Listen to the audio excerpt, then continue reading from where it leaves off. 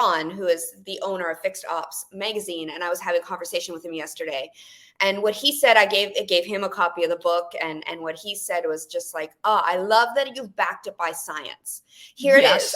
I'm not here to say, oh, I am woman, hear me roar, although I am woman, hear me roar. However, it's not just about feelings. It is really about facts, and it is about the science behind everything. So every bit of information I put in there is backed up with a study. It's not just like, oh, I think she likes this, or I think women are the best, or I think she's going to double your revenue in just 36 months. No, it's all facts. And you're really just silly to ignore it.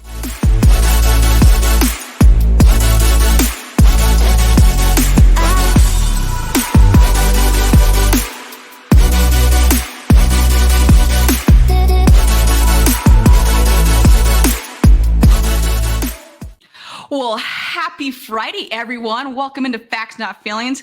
I am so freaking excited. And anyone knows me knows I just completely censored that right there, because anyone knows me, I like to throw F-bombs down, and I just didn't. And offline about 2 minutes ago, I was throwing a lot of F-bombs down. So there you go, everyone. I've got Katie Mears here with me. And Katie, I as we were going through, and I was like, hey, StreamYard has this new function here. We can have this nice little like title and little thing underneath there. And I go, I don't even know if there is enough space here to put all your freaking accolades, Katie Mears here. We got, I'm going to say best-selling author here. You've got female extraordinaire and just kick-ass boss babe here. I'm so excited to have you on the show here. For anyone that doesn't know, and like as always, as we're starting to get in some of the swag here, I don't know what the rest of the swag, it's around here somewhere, is that share this. We have some comments rolling here. Tag someone else that needs to see this. Maybe your manager needs to see this. Share this with somebody. Each week now, I'm going to start picking someone out of a hat, maybe out of a pair of Jordans. I don't know, out of somewhere, and I'm going to ship you. Obviously, this will only come from my account. It's not going to come from someone proposing as me. And I'll send you some Facts Not Feeling swag. So, but as always, want to make sure we're on the right track here. I just want to do a quick introduction of Katie Mears. We met on the Fixed Ops Roundtable, and I was just like, holy shnikes, who is this amazing individual? So with that, if we're going to get into this right here. So for anyone watching right now, I love CustomHer Experience, man. I don't read a lot of books, not that I'm illiterate. I just, in 2008, I had a corneal transplant. I used to read a ton before then. Now it's just really, really difficult for me to read books. It hurts my eyes and what have you. But when you buy this, man, this is what you're going to need. You're going to need a shit ton of highlighters, and you're going to need a lot of Post-its, because this is what my book looks like right now. So, that makes me so happy. Katie, yeah, talk to us, man. Tell us a little bit about yourself. I know I kind of do this here, but I cannot say. Get this freaking book. It releases on the 14th, I believe. Valentine's Day. So in what is the date today? So 4 days. 4 days. I'm so excited, and that just makes my heart smile that you found so many golden nuggets. It's just amazing. So yeah, hey all, I'm Katie, and you all probably, a lot of you might know me and might not. I mean, not necessarily personally, but on social media, because it's a wonderful thing. And I am an author, speaker, consultant that has worked in all industries. But what brought me to writing CustomHer Experience was a really crappy car buying experience. And it is the opening story of my book. So I am here with all of you car folks, because I really want to effect change and the female perspective, not just from a consumer standpoint, but also from an employee standpoint, and just women in general, because I believe if she doesn't want to work for you, she ain't going to want to shop with you. So I'm here for just to help people understand people. And I was just having a conversation with the Ron, who is the owner of Fixed Ops magazine, and I was having a conversation with him yesterday. And what he said, I gave him a copy of the book, and what he said was just like, oh, I love that you've backed it by science. Here it is.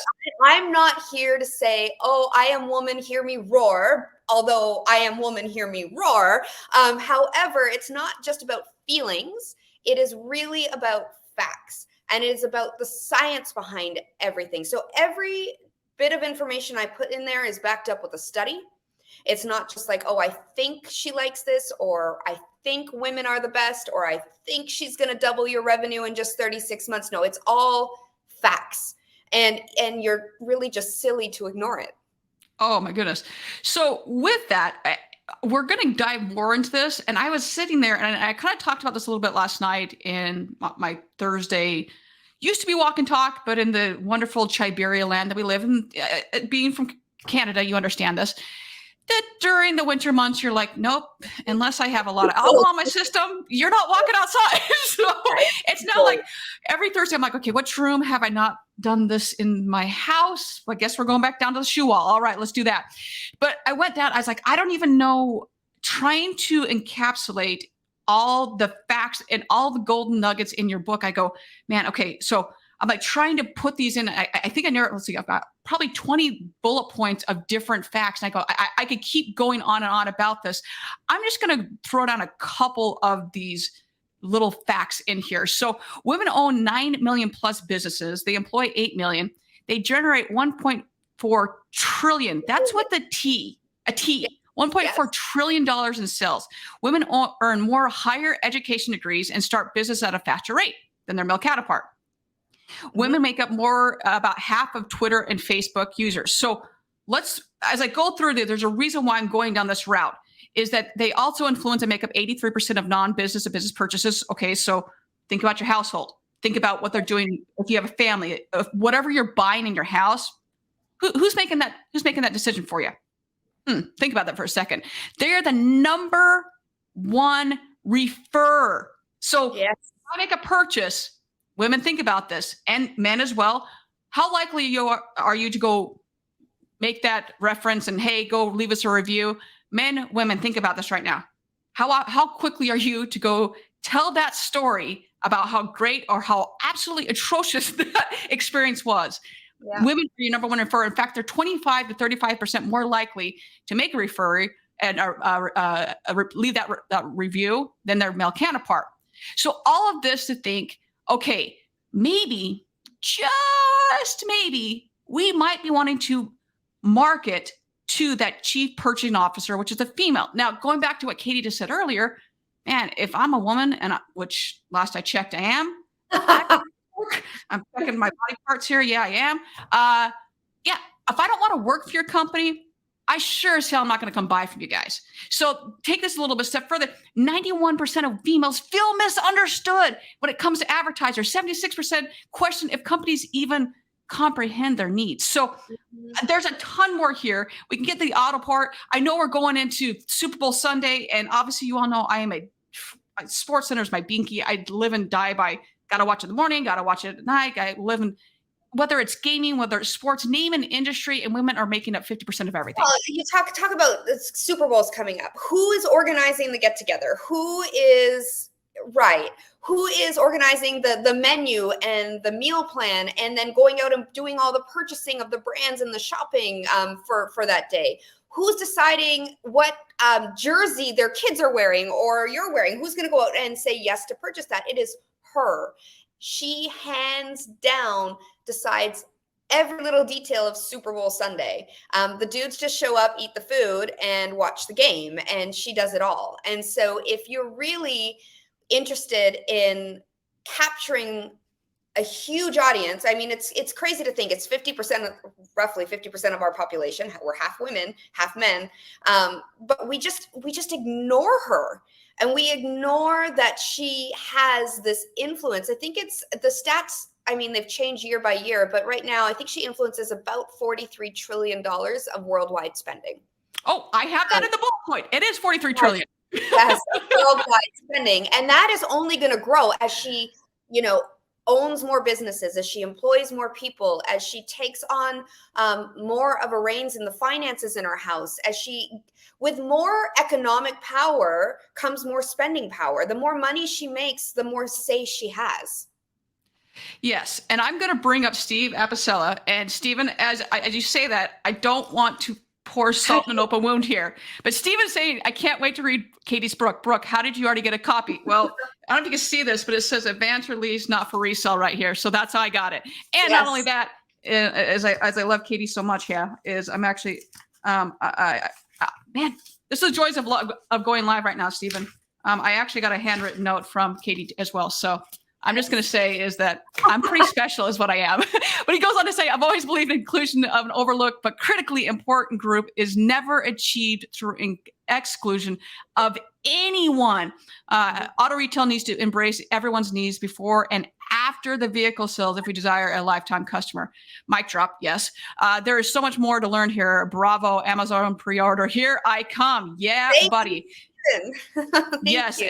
In fact, as we say that, I usually leave this. I'm going to put this up here. This right now, Katie's link, her personalized link is going to inside there is going to have a link to the Amazon. Obviously, you can check her out. You can go visit her website, and it's going to have the pre-order book there as well. So go check her out. But yes, it's very, very true. So funny you mean as you bring up the Super Bowl there. I mean, as we are doing the whole Costco run yesterday.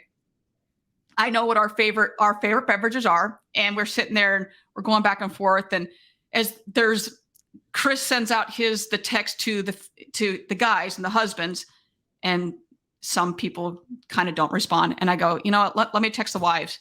Boom, wives. And the wives will respond.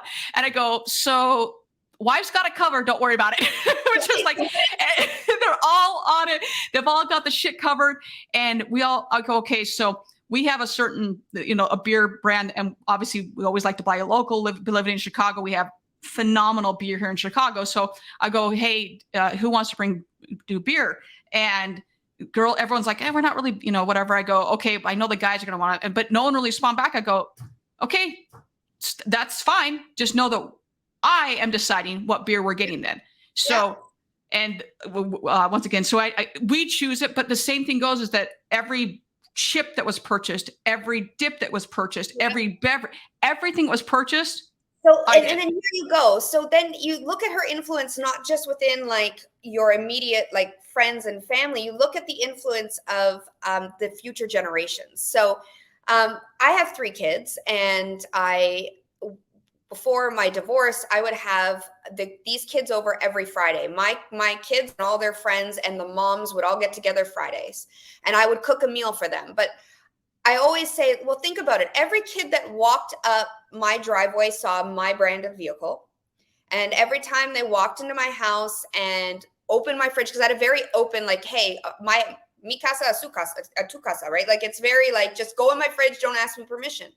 But every time they opened my fridge or my pantry or anything like that, they saw the brands I chose. And when I cooked a meal for them and I put, certain things on the table and they're all sitting around, like all 12 kids eating a meal, if one weekend, let's say on a Friday I was lazy and I did Jane's chicken fingers, right? Because I didn't want to cook something from scratch. They knew they were eating Jane's chicken fingers. And so I was on the phone, actually. One of my girlfriends called me, and it's been years since I've been able to do that because I've moved around and done a whole bunch of stuff and got divorced. She called me and she goes, you know what? I have to tell you something. I'm like, what? She goes, well, I was in the grocery store with her son, and we were going through the aisles, and he stopped me and said, Mom, Katie used to get that. Can we have it? Yep. And so the influence is for 3 to 4 generations. It doesn't just stop with her and her husband and just her kids. It's anybody that is around. You talk about the shampoo. You have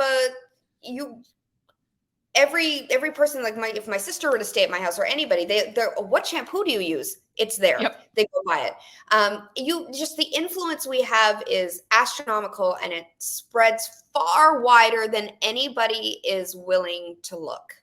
So it's funny you bring up shampoo. So Chris doesn't, he has a few hairs left on his head, but with that, he still does the shampoo thing. And so he's down visiting some friends. They've got a place in Florida, and he comes back and he's like, we have to get the shampoo. And I go, well, first off, you can get that shampoo. My shampoo, he knows he doesn't touch that shampoo because it's worth gold, and it costs the amount of gold. And he goes, it smells terrific, and I love it. I go, okay, babe, great. Sure, we'll get it. So he gets it. He goes to that round, goes to the whatever, loves it. He goes back. We're back down at our friend's place in Florida. By the way, thank you, Karen and Scott Brown, for this. And he comes back. He goes, they changed shampoo. Karen got new shampoo. I got to get it. I was like, Oh, okay. All right. Do what you got to do. As long as you're happy, I'm happy, babe. So he gets it. So now he has been using this. The only shampoo he uses now is stuff that Karen has at their beach house in Florida. And it's because she had it. So now that's all he buys. Now he had other stuff. It was probably like herbal. I think it was like herbal essence or something like that. But that's all he has. But it's like exactly to your point is that is exactly what it is. And because of how we're wired, and I know you talk about the limbic system and everything like that, but because of how we're wired, I can tell you when we are loyal to a fault. We are loyal. And I know when people come to me for, hey, Brooke, who do you recommend for this? And who do you recommend for this? Or whether it's in a business sense or just, hey, what's the best blah, blah, blah. Hey, I will stand behind that until you do me wrong. Then the gloves comes off and I will fight you. Like, do not screw me over.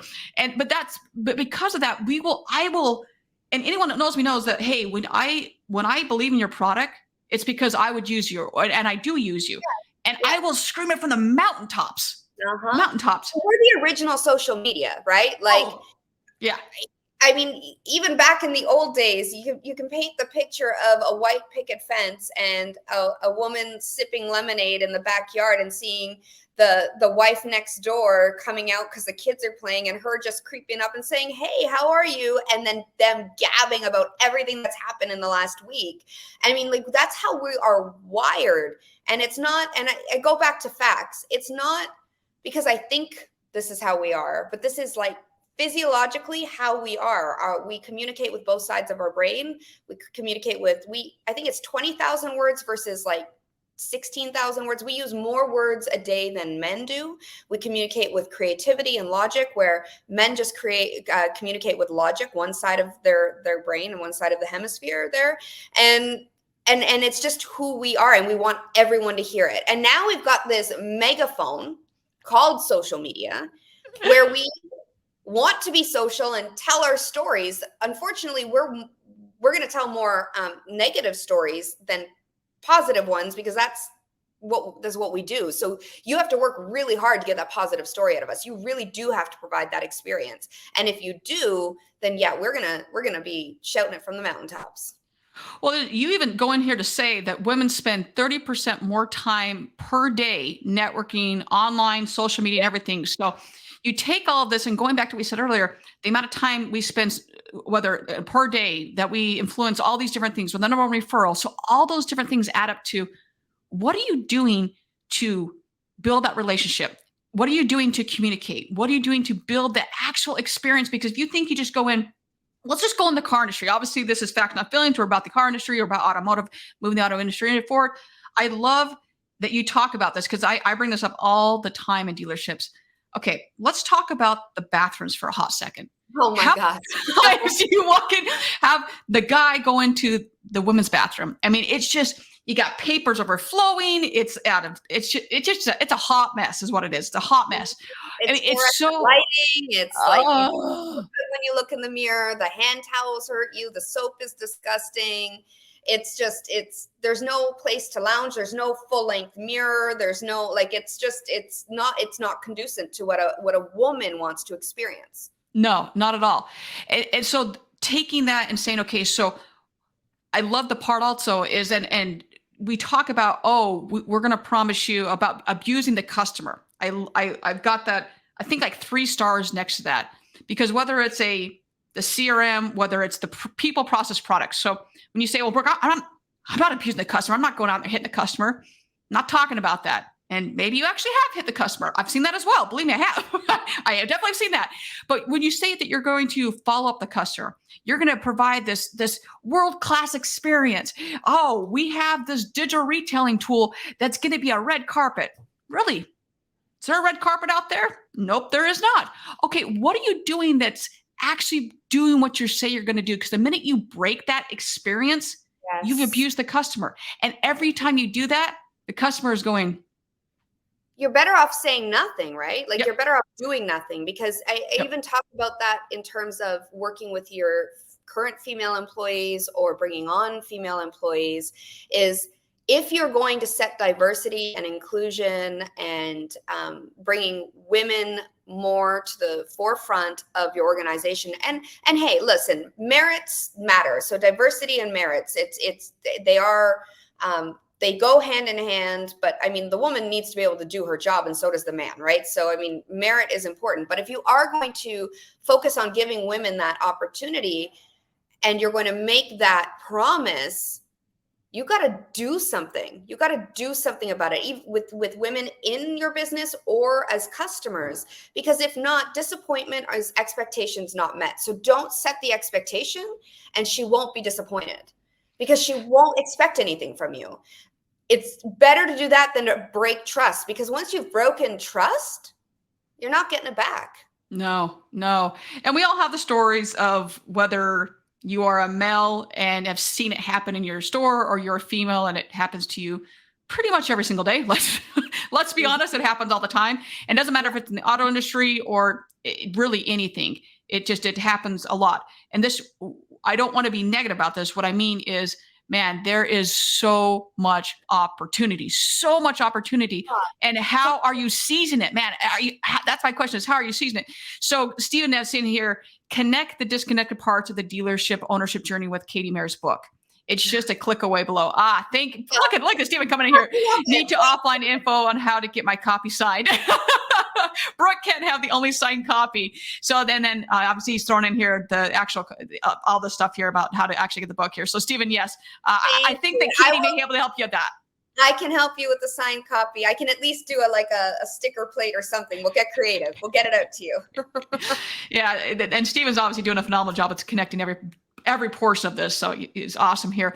So, but what are you actually doing to look at your people, process, and products to say, are we connecting all this? Speaking of connecting the disconnected, but connecting all of this, because one of the other things you put in here is it takes 12 positive deposits of you actually doing something good and positive of connecting with the female consumer to make up for one bad one. Yeah. Like, think about that for a second. So if we've all had those. I recently had this, and I think I tagged you about it. I go in to was it doctor's or something? Doctor's appointment. Yep, doctor's appointment. And this happened to be a very a friend of a doctor I've seen for years. And it was just, to Reader's Digest version, a horrific experience. Mm-hmm. And I just go, man, this is, and I kept going back to your book thinking, okay, what is their version of how this is going? Do they really think this is going well? Because at no point is my body language saying like, this is freaking awesome.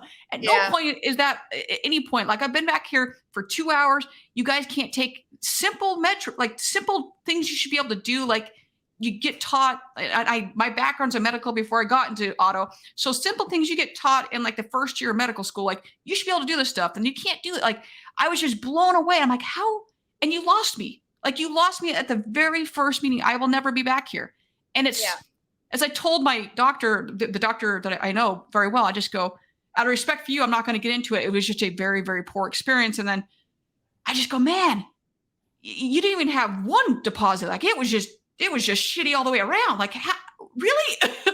So talk some more about this here. Yeah. So I believe we have a trust account with every customer, right? And so our trust account, when you onboard a new customer, it's zero balance, right? You've done nothing. They've done nothing if you're starting off the relationship. So it is really important for you to pour those deposits of trust, good experiences into your trust account. So you have a positive balance.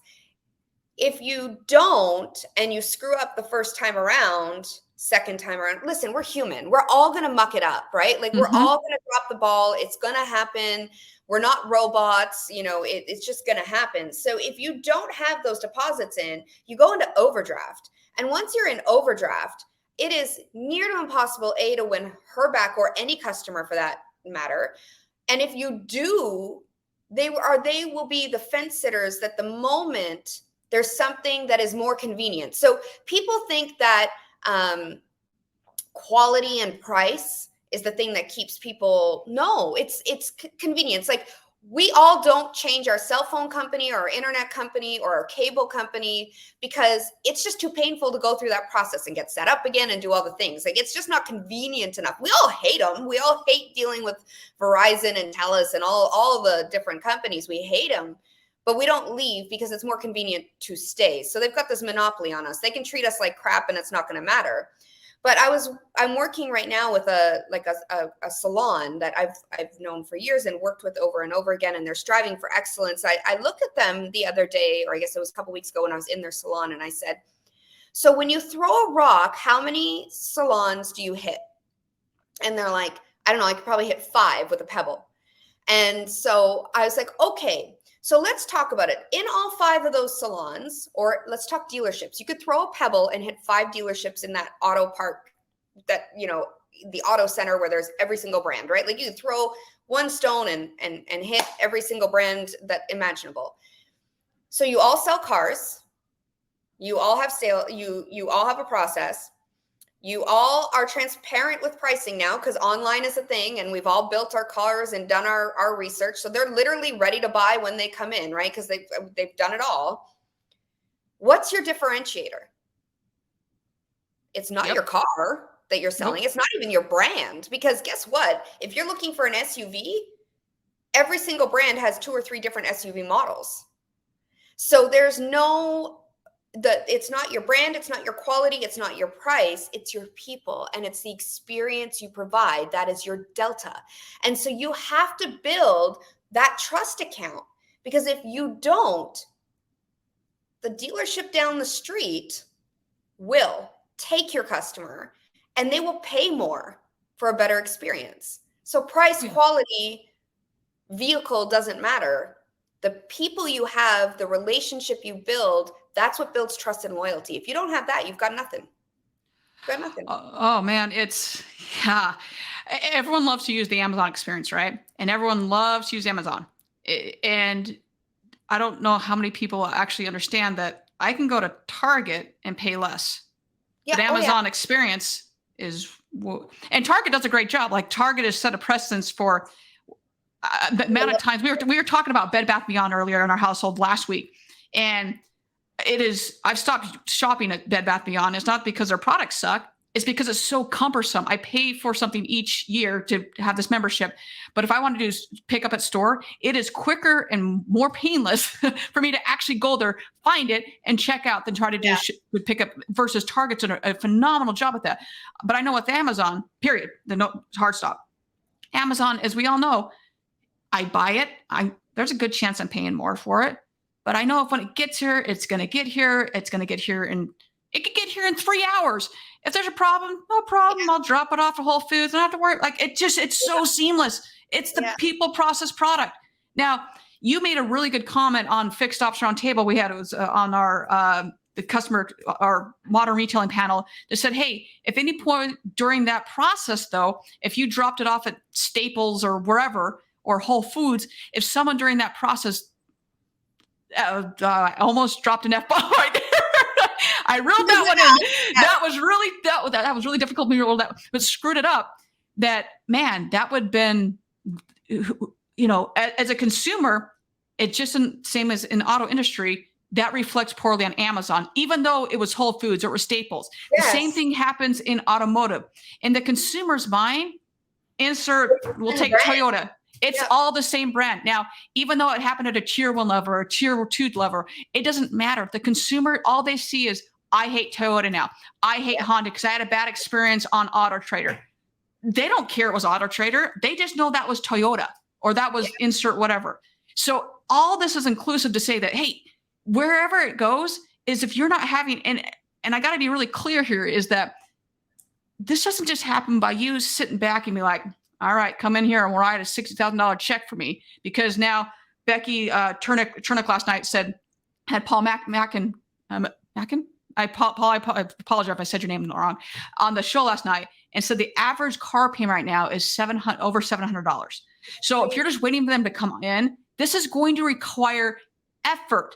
Yeah. Now, I know that might be a little scary, that you got to get off your ass and do something, but you're going to have to do it. If you really want that customer loyalty and to win over the number 1 chief purchasing officer, get off your ass and work. Well, and here's the thing. It starts not just, okay, I everyone sits there and tells, well, what do you mean? I need to design a whole new experience for her. Well, first of all, do you even have an experience? Let's start with the basics. Like, do you even have a journey map? Do you even know what your customers go through? Do you even look at that touch point? And then from there, when you have that foundation, now you need to look at each touch point in that customer's journey and say, okay, how do I appeal to her? How do I appeal to her? Brooke words are okay. I love it. Thank you, Steve. Steve knows me well enough to know those. It's really rare that I rein in the F-bombs. It's usually only around my nieces and nephews that I'm like, okay, I got to rein those in there. Thank you, Steve. Thank you. And Paul is right here. Everyone sells a similar product, but only you stock you. Been saying that for decades. Yeah, Paul, and Paul and I were introduced maybe 6 months ago, Paul. So, and I love everything Paul's doing too. So yeah, it's trying to find. Humans do business with humans. Like customers are doing business with humans. They're not doing business with Toyota anymore because they can find that same thing at Honda, Hyundai, Volvo. They can find it anywhere. So the selling feature is no longer the vehicle. It's the person. People buy people. People process, it's the experience, it's how you make them feel. And when we talk about the woman, the chief purchasing officer, her limbic system, which is the emotional memory hub of your brain, is almost double the size. It's deeper and much deeper and wider than a man's. So she feels more. So that experience means more to her. And so if you can't provide her an experience that feels good, she's going to go somewhere else where it does. Oh, and that's what's so interesting to me is that like we look at all these things and I have this conversation, I would say with about every one of my clients and then some to say, okay, what is differentiating yourself from others, whether it's sales, whether it's service, whether it's fixed ops in general, but your dealership. And if you tell me that you sell more cars or your lot is more, those things used to work. They don't work anymore because quite honestly, CarMax has more cars than you. They're just going to, and other store. I mean, there are other dealerships that are going to have more. So what sets you apart? Okay, let's literally dive into this for a second. One, it's your people. That's number one. Two, what services do you offer? I mean, do you have a page? This is also something I always look at. This is going back to, man, this is like probably 2010, 11. I was doing this. I had one of my clients at the time. We built an entire page about women, how they hire women, they cater. We had an entire women in our store page. I go, okay, do you have anything about that? I mean, how many women do you have on your staff? I mean, once again, if you're not showcasing that, and I walk in, going back to my husband, he always made sure, he goes, if I could have my entire staff of women, that's what I would do, because I know that they're going to sell more, they're going to make more. And when someone comes in, they're going straight to the woman because they're going to feel safer with her. Like they want to buy from a woman. They want to buy from a female. So they're always looking for that. So all these different things to say, okay, how are you catering that? I mean, even we can go into all the other things of how it differentiates, but all these things of people, process, product, how are you differentiating yourself from other people because you're all a dealership. So it's those things that are actually differentiating you from others. For sure. And I would caution this. A lot of the time, the limbic system, says a guy, it's so true. What the heck is that? The differentiator, how do I say this? If you're looking in the industry for how to create an experience, you're looking in the wrong place. Because the dealership down the street, while I think there are some progressive companies out there right now, and there are definitely some progressive dealerships out there that are getting it right, without a doubt. So I'm not blanketing and saying everyone's doing it wrong, because they're not. It's just not the case. But where your customers gain their expectation of an experience is not at a dealership. They shop for a car once every 3 years or once every 2 years. Where they are gaining their expectation of an experience is outside your industry. So it's at Starbucks, it's at Nordstrom, it's at Chick-fil-A when they say my pleasure, it's at Amazon. Like, these are the places, the companies that are leading the charge in molding your customers' expectations of what an experience is. Yep. So within the industry. You can't. Yep. And exactly what Damien is saying, and Damien is notorious. Damien, I don't know if you have trademarked this saying, and I'm going to probably screw it up here, but at some point, maybe trademark it, is that you need to serve your community so they'll serve you. And so transactional experience at your store or relationship experience with your community before they show up at your store. We have to go from transaction to interaction. We have to go from, I hate customer service. Service is a transaction. It's the service lane. No, it should be an experience. An experience is when you actually evoke an emotion and a feeling within somebody. And that's what actually drives us to say yes and to make a decision. If it's just transactional, it's not going to do much. Yeah. And if it is transactional, it's a one-time transaction and they're not coming back. Like exactly. I have to get my car service here, and what was I talking to this about just recently? And I'm full out dreading this. And I'm obviously in the industry, so I understand that there's a tech shortage. All this. It's just there's people, process, and product, and every three of them are broken.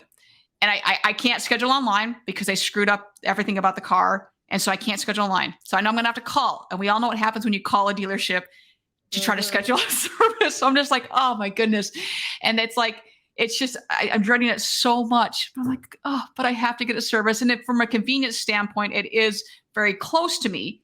Otherwise, I'd have to drive a pretty far away to get my car service. And I'm always going to take my car to a dealership like that. There's not even a question. Also being in the industry, there's no way it's going to be a double negative, but I will always take my car to the dealership. And that just comes down to, it's like, man, it shouldn't be this difficult. And whether I'm male or female, it should not be this difficult to do this. That's going back to my point a few minutes ago, is that, listen, do you even have an experience? Like, can you even say that you provide an interaction with your customers? Even put the woman aside. Like, let's go to basics. Like, are you able to say my team members are trained and they're empathetic, they have EQ, they're able to communicate at every touch point in the customer's journey. And then at that point, okay, how do we want to level up? How do we want to strive for excellence? Well, let's really look at your number one consumer. Let's look at the person who's going to refer you or tell her husband or other family members not to go to you. So then let's layer in, well, what does she need? But first of all, you can't even get there. You can't skip those steps. Like, you need the basics. You need to be able to create a 5-star experience that your customers can't live without and want to shout from the rooftops. At that point, then we can go into the science behind why she matters and what you can do to captivate her heart and her wallet. Oh, and then you're winning. Yeah. And Jeff is saying here, transaction much greater than interaction. Love it. And it is. I mean, it was too often we get stuck. And I understand that sometimes you're just changing a word, but sometimes when you do just change that little tiny word, man, it just opens up a brand new world. Sure. Damien saying, thank you, Katie and Brooke. You're all brilliant, passionate, and inspirational. Damien, I can say the same thing about you, buddy. Like, yeah, if anyone has a chance to speak to Damien, your whole life, and Damien, I'll start gushing here in about 2 seconds here, but your whole life just completely changes. And talk about someone understanding not only this, but just understanding the female man. Damien, thank you for everything you do. It's just, I'll keep gushing about Damien here, so I'm going to stop. But all this stuff is just going back to, I've said this before, is a foundation. You cannot build a house when you have a crack in the foundation. So whether you want to make excuses to say, well, I can't do that. I can't do that. I got to go and do all of this to cater to the female. Well, no. Once again, do you even have an experience? Yeah, exactly. Is the foundation even there? And here's the thing. It really doesn't. You talk about just the bathroom. Like, focus on one touch point. Get all the men to go into the female's bathroom, and they're going to be like, oh my goodness. Right. Yeah. And then go in with the women and ask them what they would change. Yeah. With that small change. That small change will make an impact in the experience. And then let's work on the next thing. And so it's little by little by little. one bite of the elephant at a time. One of my mentors has said to me many times, and he's brilliant. He says, when it comes to the customer experience, you never arrive. There's never a ribbon cutting ceremony. There's never this aha moment where it's like, I've got this. Because here's the thing, the world changes, economics change, your business changes. Heck, we go through a pandemic, your people change, their lives change, and your customers will continue to evolve, and she will continue to evolve. So if you ever think that you've arrived, I mean, think again. No, you've got to keep evolving. You've got to keep moving, keep re-looking at that experience. If your customer doesn't have a voice in your daily huddles and in your meetings, if she doesn't have a voice, then you're going to stand still, and she and your customers will choose to go somewhere else. Every single time. And I love that you brought that up, that if you look at your boardroom right now, how much of it is male and how much of it is female? Look at that ratio.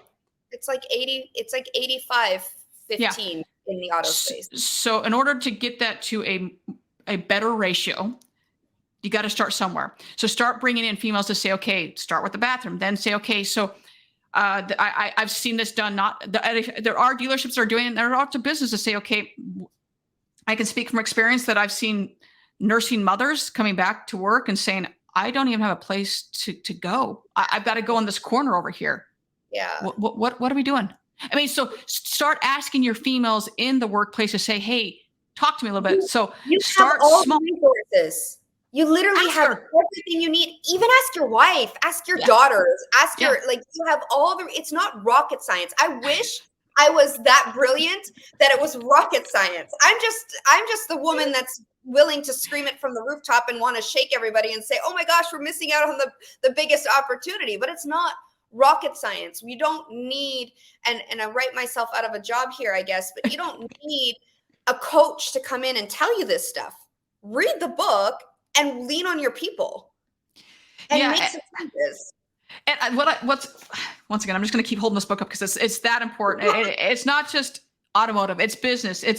And you've got a story in here about a dealer that was like, hey, even from a personal level, like my wife thanked me. So it's like, it's just, yes. I mean, talk about that. I mean, it's just like, it helps all the way around just to understand. And it's, just so much in here about that. Just like, it's not just business. It's just understanding a little bit more about, hey. It's for the ladies too. Like, I'm not bashing the dudes out there. Like, you guys are great. Don't get me wrong. Like, it's about women and men coming together. Listen, the big man above put us on the earth together because we have different strengths. We have different weaknesses. And it's just about really working together. And sometimes though, us ladies, we are like, we're worse than men sometimes when it comes to tearing other women down and not supporting each other. Oh, yeah. Like I was out getting a facial and we were talking, and she's an amazing esthetician and runs this amazing business. And she's like, she's like, we don't straighten each other's crowns. And then I interrupt and I say, no, we pull them over our friends' eyes so we can't see our way. So we can't see. Hi, Robin.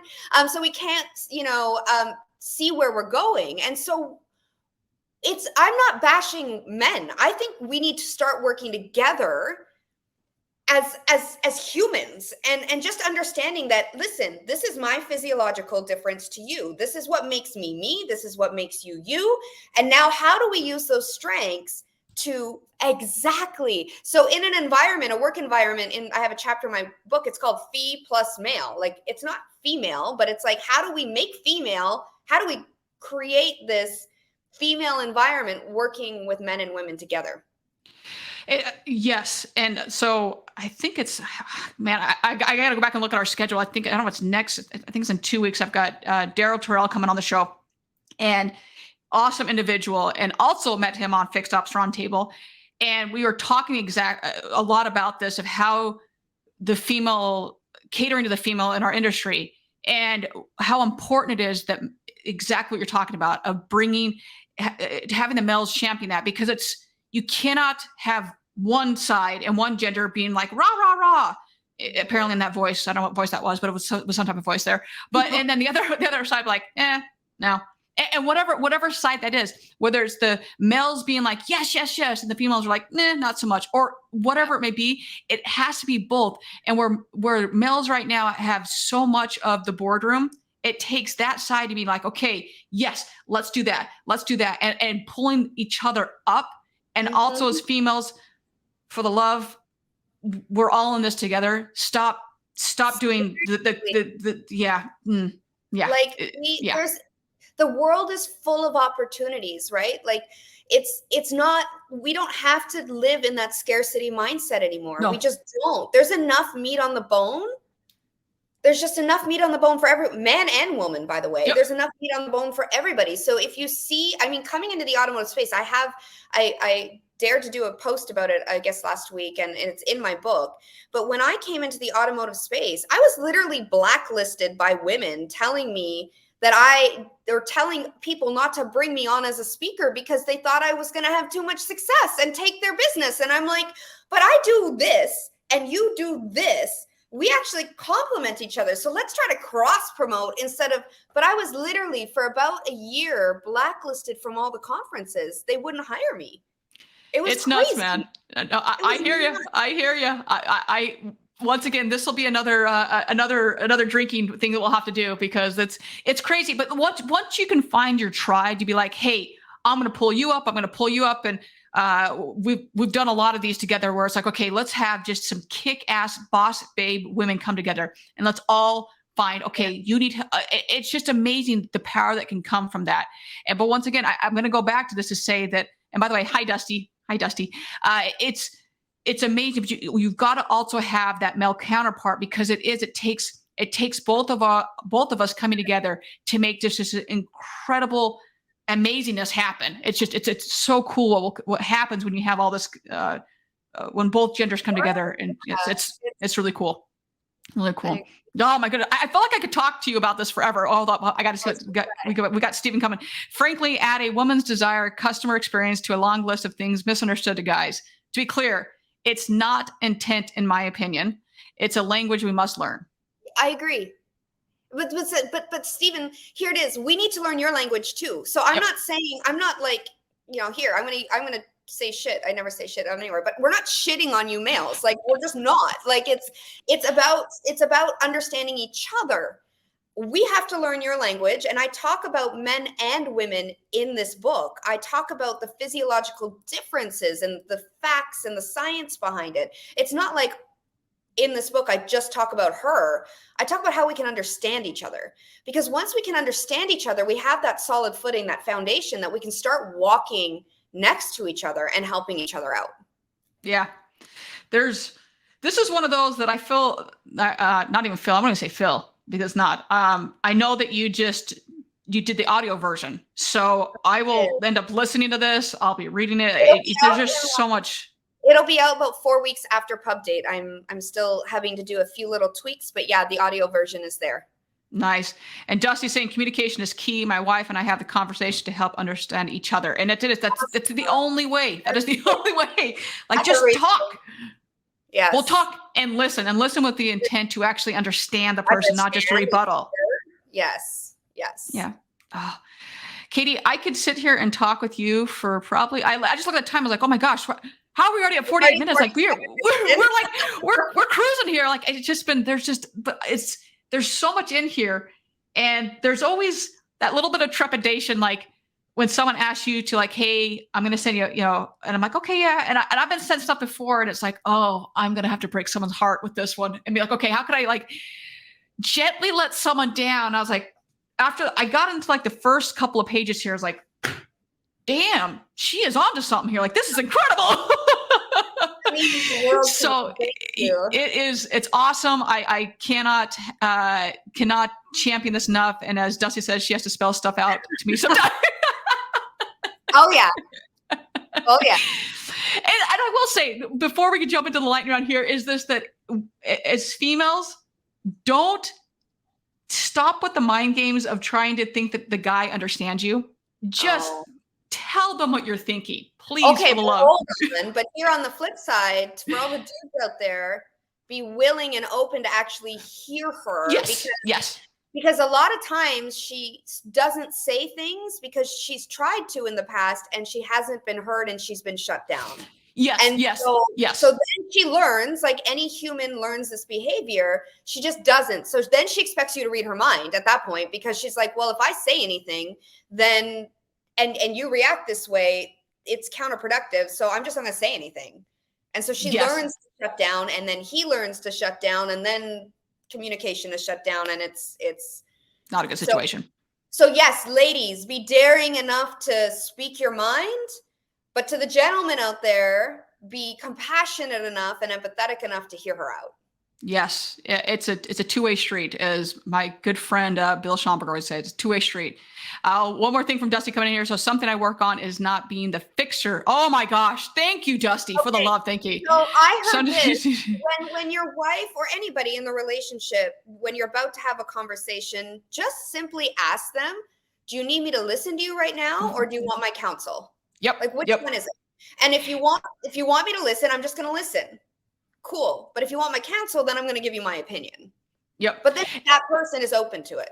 Yep. And the same thing, even taking this, I know we're getting somehow, we just got into relationship advice here, but even in the auto industry, same thing is, I'm right up here with Dusty, exactly what I had to learn from her. Awesome. It's the same thing in taking this into the auto industry, because I'm trying to wrap this, bring this in the auto industry, is the same thing, is that when you're having a conversation with anybody, but especially when you're talking to the female, think this through, because sometimes something has happened in another business, and that female is so infuriated. By the time they get to you, they may have been bombarded with 17 different emails that literally never answer their question, because we've all mystery shopped enough to know that people don't answer questions. They don't personalize. So this customer is so upset. And I have multiple examples that have just happened in the last week from clients. They're like, what do we do that we have this customer that's so upset? I'm like, well, did you look at the history of what happened for the last 7 months, or the last year, or the last 2 years, or what happened here? Well, no. Well, that's why they're so upset. So take the time to actually listen, and then communicate and personalize that communication back to her and say, hey, here's what, blah, blah, blah. But pump the brakes before you sit back and actually communicate with the person. So I know we kind of went there, but just, Dusty, I love everything you're saying right here. It is so true, but take the time to listen and don't fix it. You're sitting here, you're saying, we've kind of gone off track a bit, and we're talking relationship advice, but hold up. Everything you're doing is relationships. Like, it is. So, I mean, if you wouldn't do that to your mother or daughter or wife, why would you do it to your customers? So, I mean, yes, it's all about building that loyalty in those relationships. So they kind of transcend, that they blend. The skills you use here are still the same skills you're going to use over here.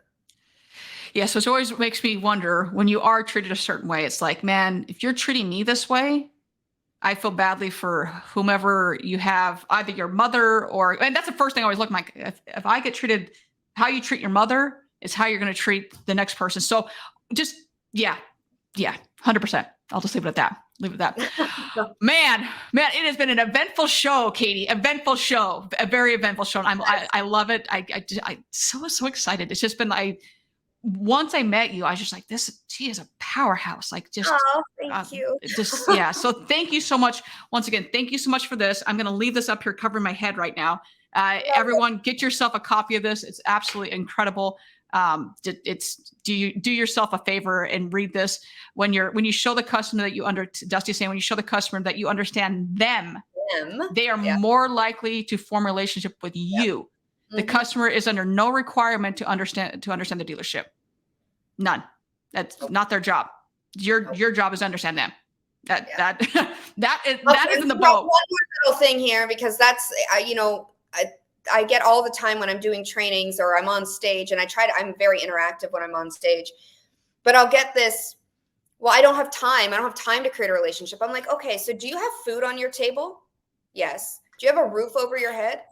Yes. Do your kids have clothes on their back and go to school and have sports and all the things? Yes. So who paid for that? Customers.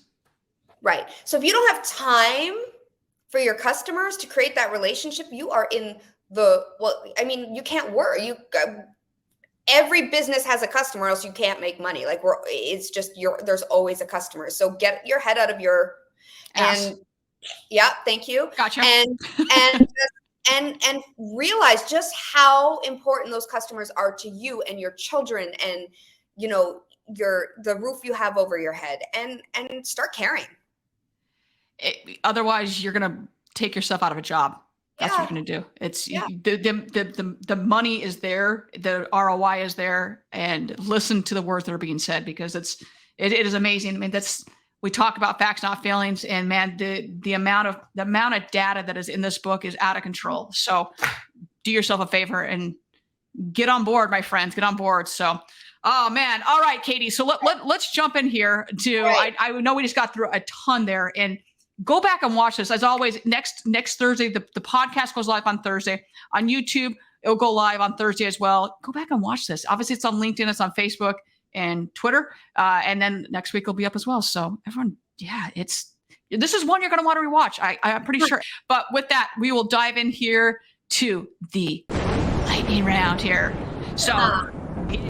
All right. So let's dive into, as always, the first question we're always going to ask is, I know that everyone can see, if you're watching right now, you're going to see the personalized link for Katie Mayers. And with that, as always, you can always get the pre-order book here. But how can everyone find you? How can they get in touch with you? Yeah. DM me. I'm on Instagram, Facebook, not so much Twitter, LinkedIn. So you can DM me. You can email me, katie@katiemayers.com. And I will respond. I really want to make a change. And so the only way we can make a change is if we band together. So please don't hesitate to reach out. And of course, order my book, Barnes & Noble. It's on their website. It's for pre-order, also on Amazon, and really anywhere books are sold. Booyah. It releases on the 14th, which is Valentine's Day. Yes. Enjoy. What a better gift for yourself. Come on. Show the love. Show the love. Show the love. So I'm going to say that. Your wife, because you're going to understand her better. Seriously, come on now. Honey, I got this book so that I can make our relationship better. There you go.